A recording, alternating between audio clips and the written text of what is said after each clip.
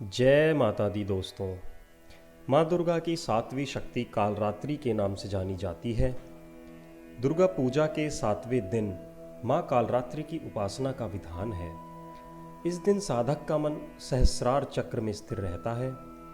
इसके लिए ब्रह्मांड की समस्त सिद्धियों के द्वार खुलने लगते हैं।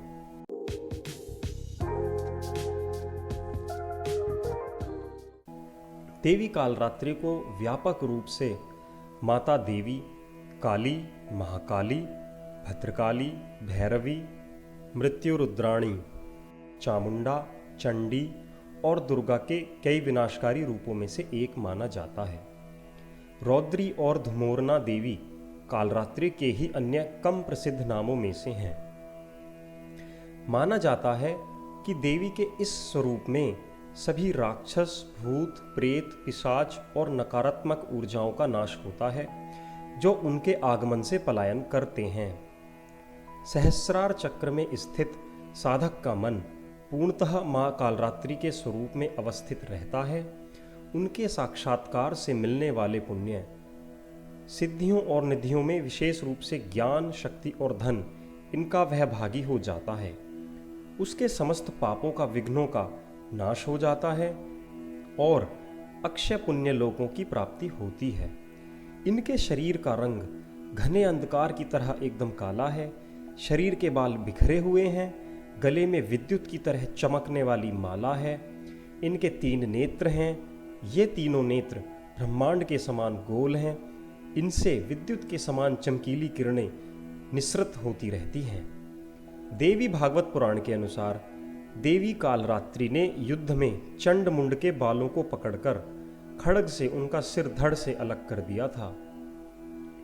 देवी ने चंडमुंड के सिर को लाकर देवी कौशिकी से कहा था कि हे माता, मैंने चंडमुंड नाम के इन 2 पशुओं का सिर काटकर तुम्हारे चरणों में रख दिया है। अब युद्ध में तुम स्वयं शुंभ और निशुंभ का वध करो। देवी ने प्रसन्न होकर कालरात्रि से कहा कि हे चंडमुंड का वध करने वाली, आज से भक्तगण तुम्हें चामुंडा देवी के नाम से भी पुकारेंगे। इसलिए देवी कालरात्रि को चामुंडा देवी भी कहा जाता है। माँ की नासिका के श्वास प्रवास से अग्नि की भयंकर ज्वालाएं निकलती रहती हैं। इनका वाहन गधा है। वो इसलिए क्योंकि यह तमोगुण का प्रतीक है और यह माता शीतला का भी वाहन है। ये ऊपर उठे हुए दाहिने हाथ की वर मुद्रा से सभी को वर प्रदान करती हैं। दाहिने तरफ के नीचे वाला हाथ अभय मुद्रा में होता है। बाईं तरफ के ऊपर वाले हाथ में लोहे का कांटा तथा नीचे वाले हाथ में खड्ग है। माँ कालरात्रि का रूप देखने में अत्यंत भयानक है, लेकिन ये सदैव शुभ फल देने वाला है। इसी के कारण इनका एक नाम शुभंकरी भी है। अतः इनसे भक्तों को किसी प्रकार भी भयभीत अथवा आतंकित होने की आवश्यकता नहीं है।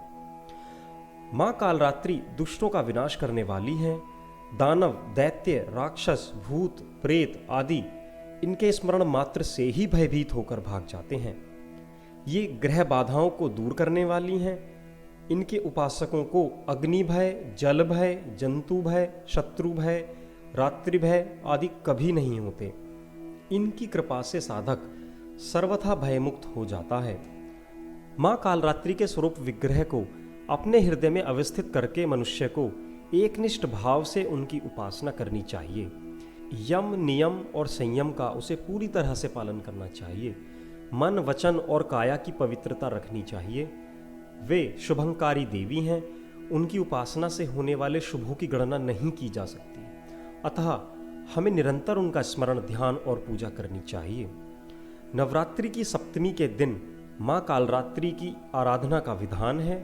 इनकी पूजा अर्चना करने से सभी पापों से मुक्ति मिलती है, दुश्मनों का नाश होता है और तेज बढ़ता है।